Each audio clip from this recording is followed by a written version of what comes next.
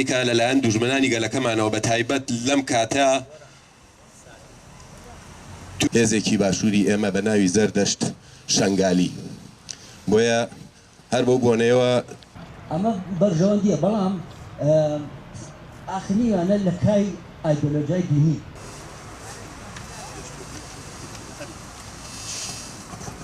ئایا ئەمە تا چەند ئەمە دەوڵەتی فاشستی تورک و خەلیفە ئەردۆغانمان هێرشێکی تێرۆریستانە و ترسنۆکانیان ئاراستەی دەڤەری شەنگالی بریندار و قوربانی دەستی داعشەکانی سوڵتان کرد و چەند وڵات پارێزێکیان شەهید و بریندار کرد. ئێمە لێرەوە بۆ مەحکومکردنی ئەم کردەوە ناڕەوایی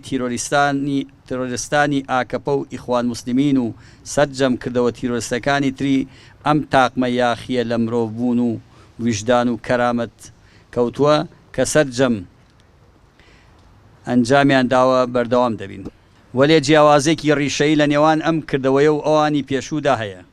لەوەدا کە ئەم کردەوە تازەیەی تیرۆریستانی ئاکەپە بە تەواوکەری ئەو پاک تاوەڕەگەزیەیە کە پێشتر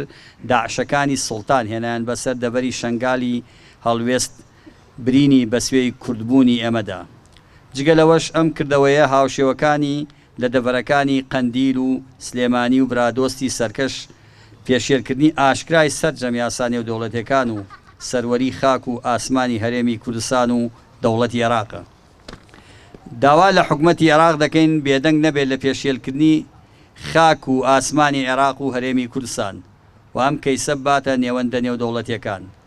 هەروەها بە حکومەتی هەرێمی کوردستانیش دەڵێن گەر پشگیری لەو هێزانە ناکات و توانای پاراستنی خەڵکی شەنگاڵیان نییە ئەوە واز لە بە تاوانکردنیان بێنێ و لە چاوساغیکردن بۆ سوڵتانی تورکیا و داعشەکان. هاوکار مەبن بۆ تەواوکردنی پرۆسەی ئەو پاکتاوە ڕەگەزەی بۆ کوردانی ئSD و دەڤەری شەنگال کە دەمێکە خەونی پێوە دەبێنێت و هەوڵی پێوەدا. ئەویش